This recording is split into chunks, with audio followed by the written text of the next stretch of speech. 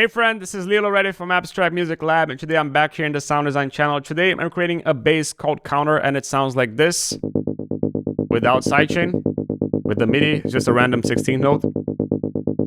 As you can see, 16th. Now, if you want to listen to this in context with sidechain, so it bounces a bit.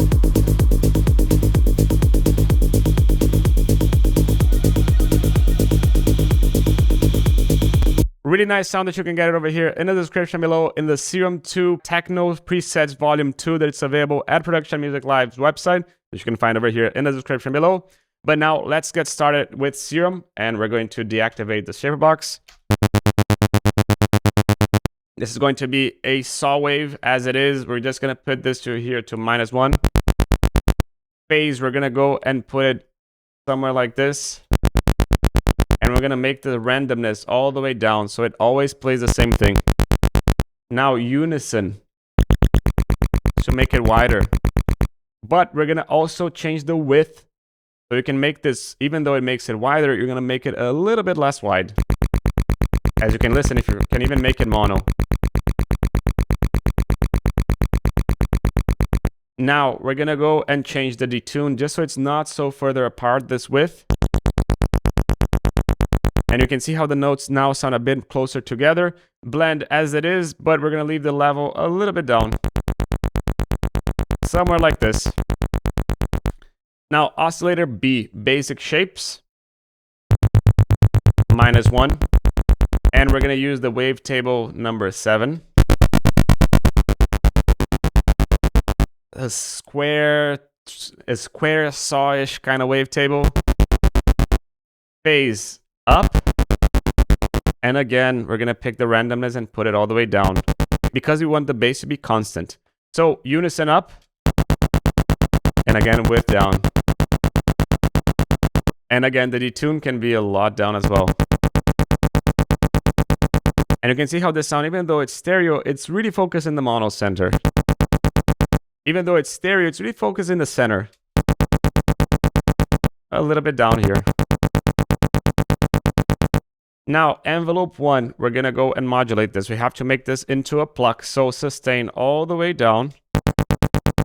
Nah, maybe not all the way down. Now, release a bit up.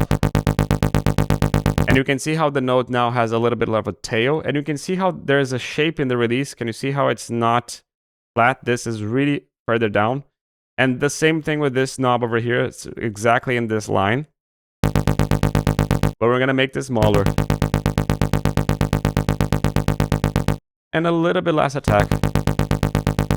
That's about it. Now, filter number 1. We're going to select A and B.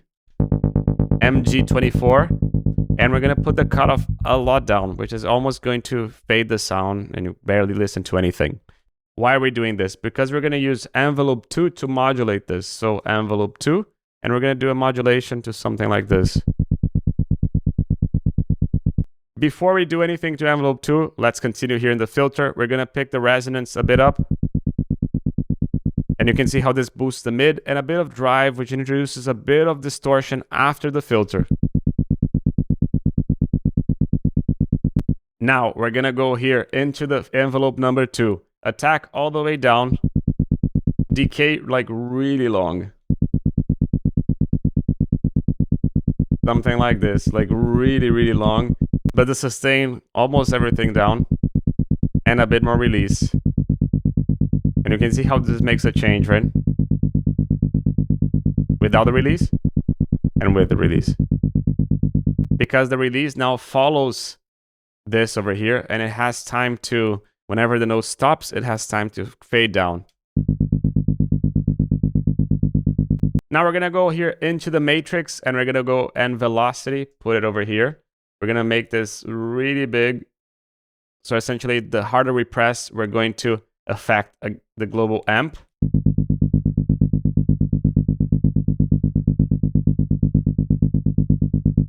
And I'm going to make this bipolar. So you can see that the harder we press, the more loudness we have. But this is still really filtered. And we're going to make here a note essentially the note that we play, which is this over here. We're going to use it over here in the cutoff as well.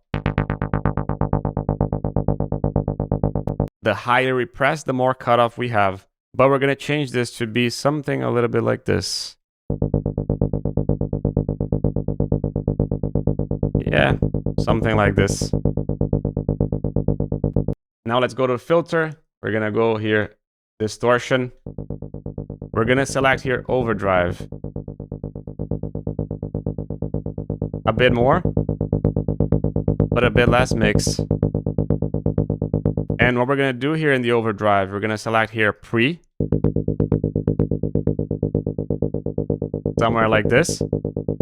And we're going to boost the frequency a bit down. Actually dip the frequency. Also dip this a little bit as well. And you can see how this gives a bit more mids to the sound, which is what we wanted with this overdrive. It distorts the sound, but also giving a bit more focus on the mids, which is what we wanted. EQ. We're going to low cut to make sure that this is mainly a mid bass. Something like this.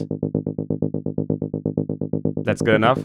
And we're also going to boost a bit of the low mids. Something over here. Something like this. But yeah, like this. Without it.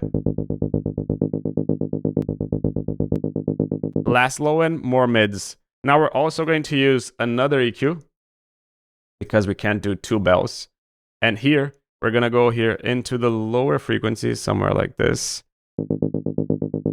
And lower this a lot.